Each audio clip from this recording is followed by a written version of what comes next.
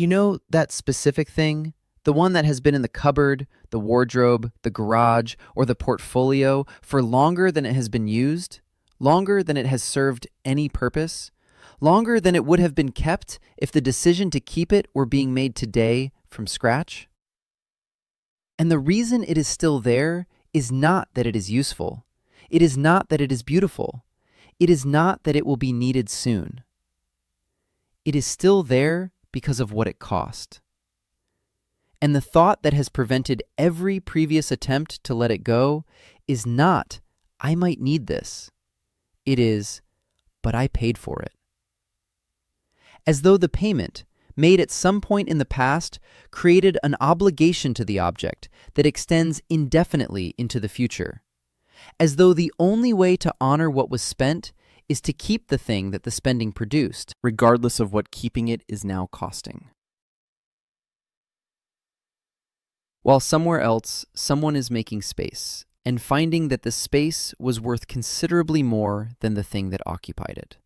Here is what almost nobody calculates at the moment of deciding to keep something.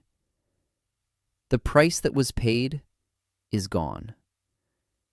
It does not matter whether the object is kept or released. The money spent on it exists in neither outcome. It has already been spent, and no decision made today can retrieve it. What changes between the two outcomes is not what was paid in the past, but what happens going forward.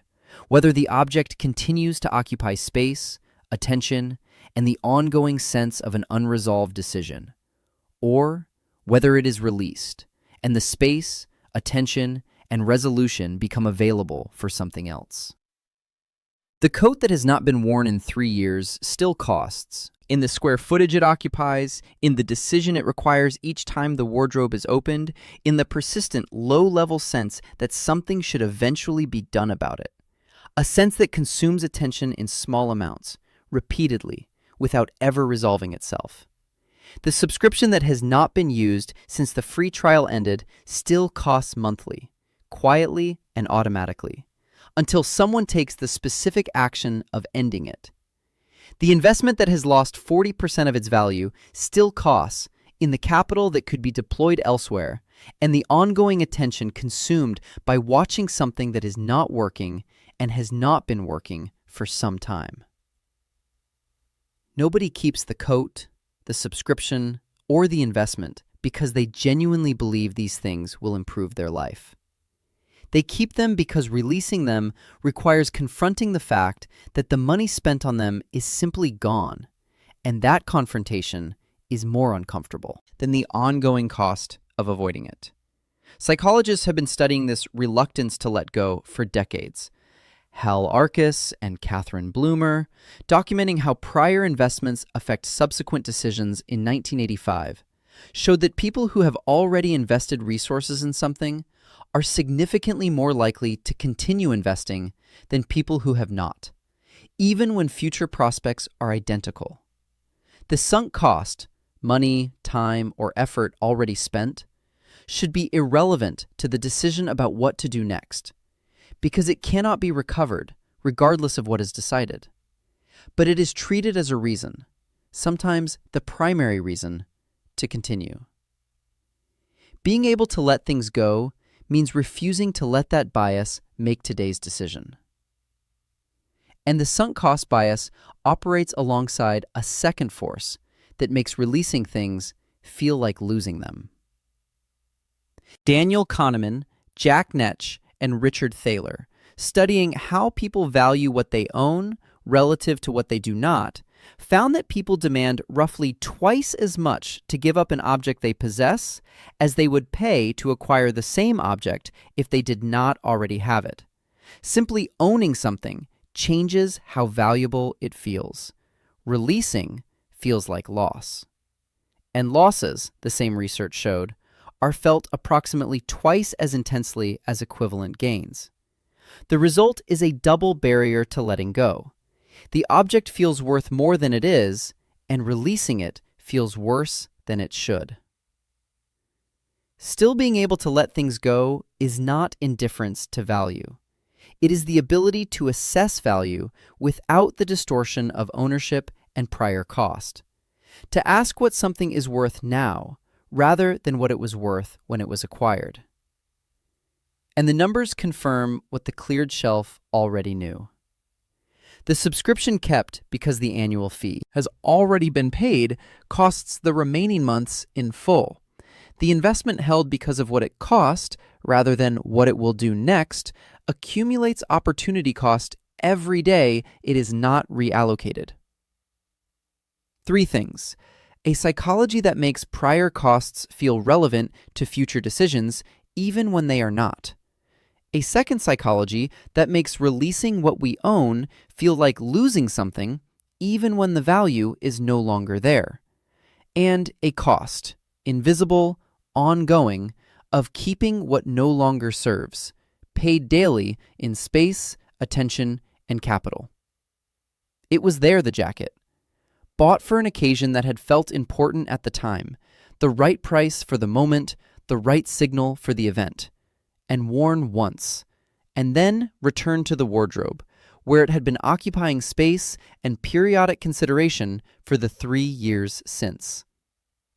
Not a bad jacket. Not the wrong choice for the occasion, just a jacket that had served its purpose in a single afternoon and had not been needed since, and that had remained, somehow, immune to every subsequent clear-out and reconsideration, protected by the specific logic of, but I paid good money for that.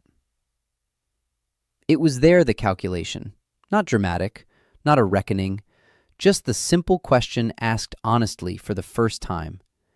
If this jacket appeared in a shop today, at any price, would it be bought? No, it would not. And the understanding that followed was not about the jacket. It was about the logic that had kept it in the wardrobe for 3 years. The specific and entirely common logic that treated the price paid in the past as a reason to continue storing something in the present, as though not releasing it somehow preserved the value of what had been spent, when the value was gone regardless of what happened to the jacket. Regardless of what would ever happen to the jacket, because the spending was done and nothing that came after could make it otherwise. The jacket left that week. The wardrobe had more space. The space was immediately more valuable than anything the jacket had provided in the 3 years it had waited to be given permission to go. These are not people who do not value what they own. Most of them are deliberate about what enters their life. They research, they consider, they buy with intention and some care.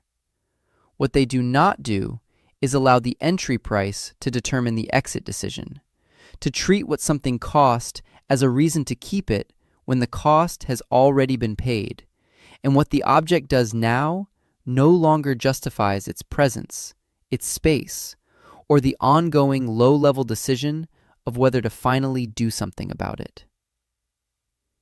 They are the person who, when considering whether to keep something that is no longer serving its original purpose, asks a question that most people find surprisingly difficult. If I did not already own this, would I go out and acquire it today at any price for any reason? That is not someone who is careless with their possessions. That is someone who understands that the decision about what to keep should be made on the basis of present value and future use, not on the basis of past cost, which cannot be changed by any decision made today. They feel the pull of the sunk cost, the specific discomfort of releasing something that was paid for, the sense that letting go is a form of waste. That discomfort is real. But they have learned to distinguish between the waste that has already happened, which cannot be undone, and the ongoing cost of pretending it has not. Now, finally, the objection. Some things genuinely do recover. Investments go back up, items gain value. Keeping something through a difficult period is sometimes exactly the right decision. And some things have sentimental value that has nothing to do with price. Releasing them would be releasing the memory, not just the object.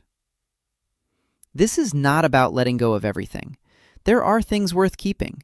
Investments that have genuine reasons to recover based on current evidence, objects with real sentimental value that serve an emotional function, tools that will genuinely be used.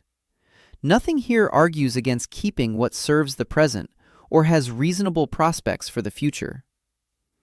This is about the objects, subscriptions, and positions that are kept not because they serve the present or future, but because letting go of them would mean acknowledging that what was paid for them is gone. And the "it might recover" argument carries less weight than it assumes when the honest question is asked.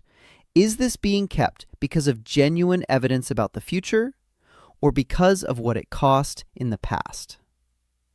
The people who are still able to let things go are not careless with value.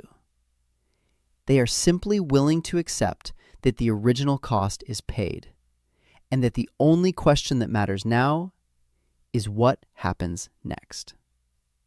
Here is what most people get backwards. The person who keeps what they no longer need, who holds the investment that has lost its thesis, maintains the subscription that goes unused, stores the object that will never be worn, because of the original purchase price, is not being careful with money. They are paying an ongoing price in space, in capital, in attention, for the privilege of not admitting that a past decision did not work out as intended.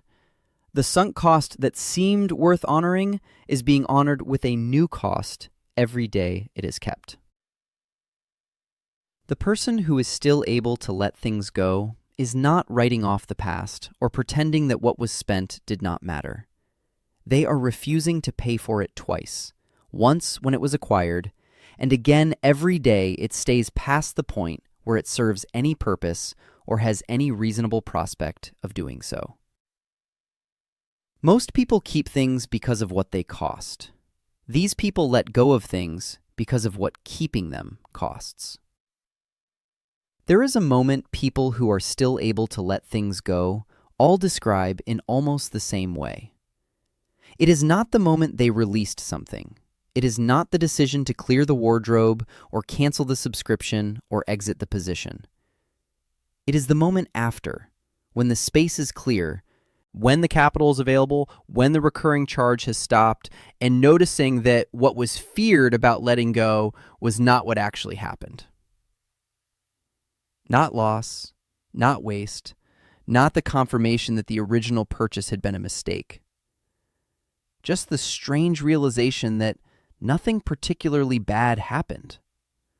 The thing left, the space stayed, and the weight disappeared with it, quietly and without ceremony, the way things go when they are finally allowed to.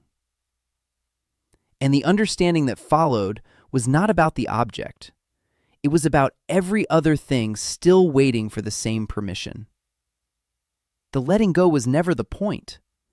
What it revealed about the difference between what something cost and what it is worth now was. Are you still able to let things go? Or does what something cost still feel like a reason to keep it past the point where it serves any purpose? Drop it below. We read every single